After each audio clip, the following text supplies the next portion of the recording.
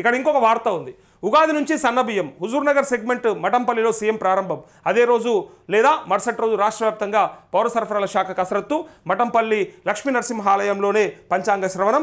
మంత్రి ఉత్తమ్ కుమార్ రెడ్డి ఆలోచన అంటూ ఇక్కడ ఉగాది పండుగ సందర్భంగా సివిల్ సప్లై శాఖ మంత్రి ఉత్తమ్ కుమార్ రెడ్డి సొంత నియోజకవర్గమైన హుజూర్నగర్లో సన్నబియ్యం పథకాన్ని ప్రారంభించాలని సివిల్ శాఖ సప్లై శాఖ భావిస్తూ ఉంది. అయితే అదే రోజున సెగ్మెంట్లోని మఠంపల్లి మండల కేంద్రంలో సీఎం రేవంత్ చేతుల మీదుగా లబ్ధిదారులకు సన్నబియ్యాన్ని పంపిణీ చేయాలని ప్లాన్ చేస్తోంది. ఈ విషయాన్ని సీఎం రేవంత్కు వివరించి ఆయన్ని చీఫ్ గెస్ట్గా ఆహ్వానించి మంత్రి ఉత్తమ్ భావిస్తున్నట్లు తెలిసింది. అయితే రాష్ట్ర వ్యాప్తంగా అదే రోజున లేదా మరుసటి రోజు నుంచి లబ్ధిదారులందరికీ సన్నబియ్యాన్ని పంపిణీ చేసేందుకు అధికారులు కసరత్తు చేస్తున్నారు. ప్రస్తుతం రాష్ట్రంలో 91.19 లక్షల మందికి రేషన్ కార్డులు ఉన్నాయి.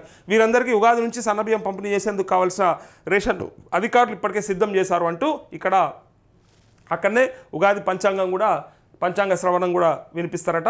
అయితే ఇక్కడ 91.19 ఉన్నటువంటి లక్షల మందికి ఉన్న రేషన్ కార్డులు ఏవైతే ఉన్నాయో ఇప్పుడు ఈ రేషన్ కార్డులు అన్నీ కూడా ఇప్పుడు రేషన్ కార్డుకే ముడిపెట్టి ఈవెన్ రాజీవ్ యువ వికాసం కూడా రేషన్ కార్డుకే ముడిపెట్టి పైగా రుణమాఫీని రేషన్ కార్డుకే ముడిపెట్టారు. కాబట్టి రేషన్ కార్డులు ముందుగా ఇష్యూ చేసిన తర్వాతనే వీటన్నిటి కూడా ఇస్తే బాగుంటుందని చెప్పి రైతులు ప్రజలు డైరెక్ట్గా అడుగుతూ ఉన్నారు.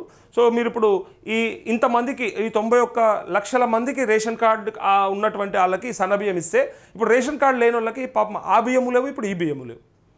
రేషన్ కార్డు ఉంటే సన్నబియ్యం వస్తుంది, లేకపోతే అటు దొడ్డు బియ్యము లేవు, ఇప్పుడు సన్నబియ్యం లేదు. కాబట్టి ఎవరైతే అప్లై చేసుకున్నారో మీరు గ్రామ సభలలో అప్లికేషన్లు తీసుకున్నటువంటి అప్లికేషన్లు అన్నీ కూడా వీలైనంత తొందరగా కంప్లీట్ చేసి మరి వాటిపైన వెరిఫికేషన్ నడుస్తుందా లేకపోతే ఇంకా ఏమేమి చేస్తూ ఉన్నారు వీలైనంత తొందరగా రేషన్ కార్డులు అప్పచెప్పారు అనుకో ప్రజలు దేనికి అప్లై చేసుకోవాలో దానికి అప్లై చేసుకుంటారు. మీరు ఎందుకంటే అన్ని దానికే ముడిపెట్టారు కాబట్టి ఎదురు చూస్తూ ఉన్నారు. సో ఈ ఉగాది నుంచి సన్నబియ్యం అనేది ఒక వార్త ఉంది ఇక్కడ.